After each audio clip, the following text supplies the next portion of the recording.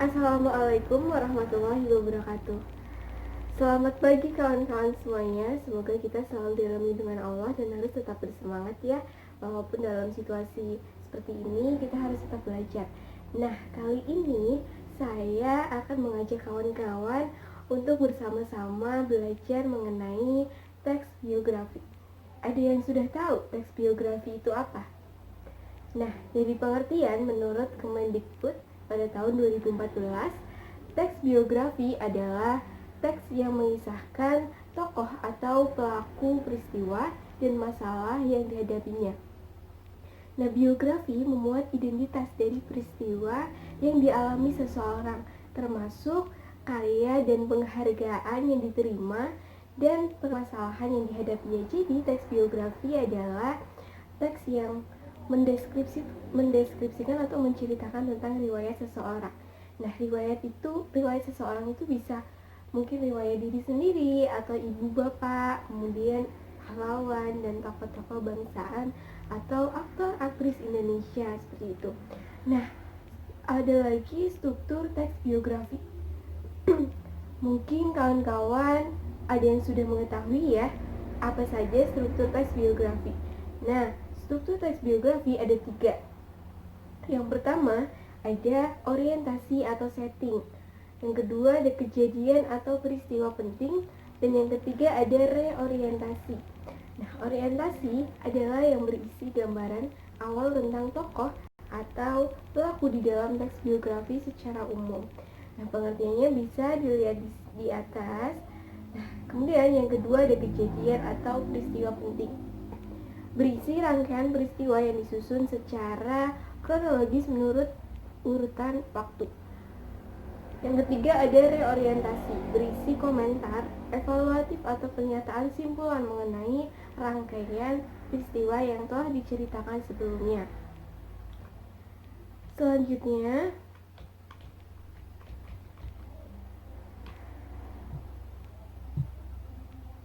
Selanjutnya ada kaidah kebahasaan teks biografi. Apa saja ya kaidahnya? Yang pertama adalah kata ganti. Kata ganti dalam teks biografi umumnya banyak menggunakan pronomina. Nah, pronomina atau kata ganti. Kata ganti orang ketiga tunggal, contohnya adalah ia, atau dia, atau beliau, yang digunakan secara bervariasi dengan penyebutan nama tokoh atau panggilan tokoh. Kemudian yang kedua ada kata hubung.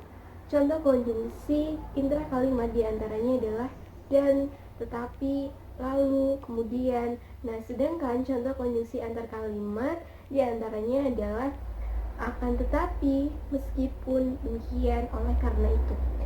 Nah, yang ketiga ada kata sifat. Teks biografi juga banyak menggunakan jenis-jenis kata sifat atau adjektif. Nah, tujuannya adalah untuk memberikan informasi secara rinci tentang sifat-sifat yang dimiliki oleh tokoh yang diceritakan kepada pembaca. Yang keempat ada kata depan dan kata benda. Nah, dalam teks biografi ini juga banyak menggunakan kata-kata yang menunjukkan urutan waktu, kemudian aktivitas dan tempat. Nah, contoh dari kata yang menunjuk waktu itu contohnya dia lahir pada tahun 2002 seperti itu. Kemudian ada kata yang menunjuk aktivitas atau peristiwa, misalnya beliau aktif di organisasi, beliau lahir di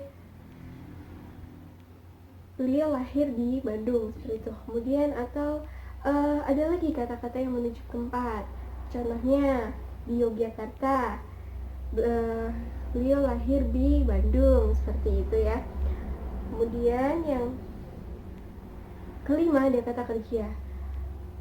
Kata kerja ini ada 3, yaitu yang pertama ada kerja material, kata kerja pasif, dan kata kerja mental. Nah, kata kerja material itu contohnya membaca, berjalan, menulis, memukul, dan lain sebagainya. Kemudian kata kerja pasif seperti diceritakan, kemudian ditugaskan, dipilih, seperti itu. Kemudian ada kata kerja mental. Nah, contohnya itu memahami, menyetujui, mengapresiasi, mencintai, dan lain sebagainya. Nah, yang keenam ada pengacuan atau merujuk kata. Teks biografi ini juga banyak menggunakan pengacuan atau merujuk kata atau kata rujukan, yakni bagian kata atau kalimat atau kelompok kata yang merujuk pada kata atau kelompok kata kalimat sebelumnya. Contohnya seperti ini. R.A. Kartini, ia lahir di Jepara pada tanggal 21 April. Kemudian ia, agar tidak terjadi pengulangan kata, maka diganti menjadi kata ia atau beliau atau seperti apa yang lainnya. Kemudian yang ketujuh ada kalimat simpleks atau kalimat tunggal. Nah, kalimat yang hanya terdiri dari satu klausa atau satu struktur predikat. Jadi, di dalam kalimat dapat berupa subjek predikat, ada yang berupa subjek predikat objek, ada juga yang hanya subjek predikat pelengkap seperti itu.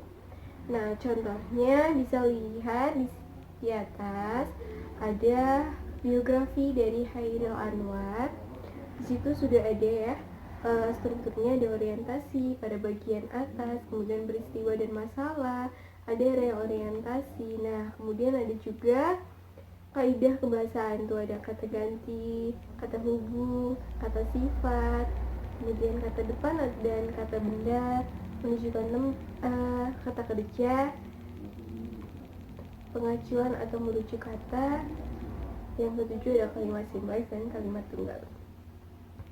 Sekian penjelasan materi dari saya. Apabila penjelasannya kurang dipahami dan kurang jelas, saya mohon maaf. Semoga dapat bermanfaat dan kawan-kawan harus tetap belajar ya. Wassalamualaikum warahmatullahi wabarakatuh.